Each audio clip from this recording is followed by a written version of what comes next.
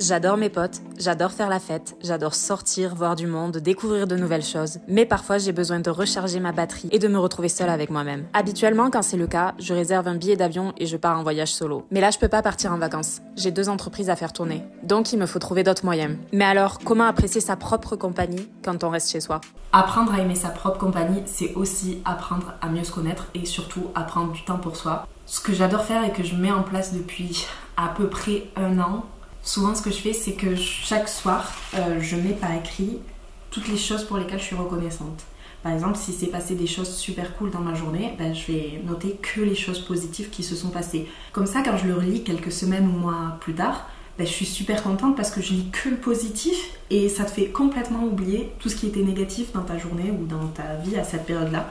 C'est pas obligé d'être des romans, j'avoue qu'au départ moi j'aimais pas du tout écrire, j'ai jamais été très bonne en français, certains remarqueront toutes les fautes d'orthographe qu'il y a dans mes posts Instagram, je le fais pas exprès.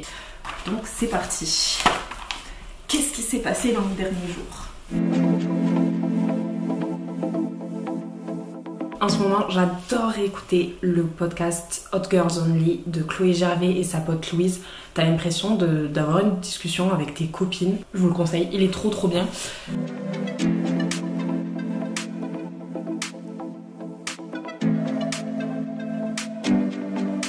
Une des choses que j'adore faire, et c'était dans mes objectifs de 2025, c'est de réapprendre l'italien. Pour ceux qui le sauraient pas, je suis partie 1 an en Erasmus en Italie. Je suis revenue avec un très bon niveau, alors qu'au départ, je suis partie, je parlais pas du tout italien.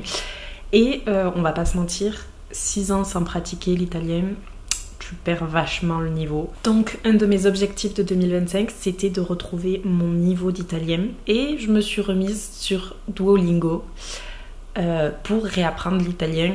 Je pars pas du niveau 0, mais c'est bien de aussi revoir un peu toutes les conjugaisons, les trucs comme ça. Ça fait pas de mal. Si jamais vous êtes sur Duolingo, ajoutez-moi, c'est Rafogui. On va se soutenir à devenir bilingue ensemble. Je me rends compte pendant le montage de plein de choses que j'ai oublié de vous dire. C'est que ce que j'aime beaucoup faire pour prendre du temps pour moi, c'est surtout écouter des podcasts. Que ce soit sur mon casque ou sur mon enceinte.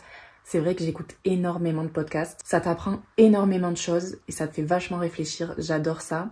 J'aime aussi beaucoup m'occuper des plantes. Je sais pas, c'est quelque chose d'hyper apaisant.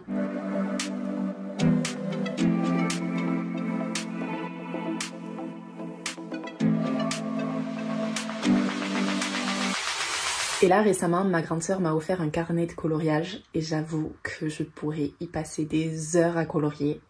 Si vous êtes de nature hyper anxieuse, moi je suis vraiment totalement anxieuse de base, faites du coloriage. Vous allez voir, c'est super reposant.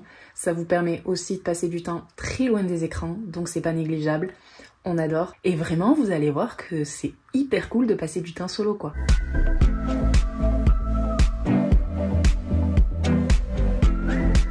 Une des choses que j'adore faire pour prendre du temps pour moi, c'est, je le fais souvent au début de l'année, c'est-à-dire que je me fais un vision board de ce que j'aimerais accomplir pendant l'année 2025. J'y mets un peu des images de ce que sont mes goals de l'année et ce que j'ai absolument envie d'accomplir. Après ça, je l'enregistre et je le laisse en permanence sur ma tablette pendant toute l'année. Comme ça me permet de visualiser ce que j'ai déjà accompli et ce qui me reste encore à accomplir. J'adore faire ça, c'est hyper reposant.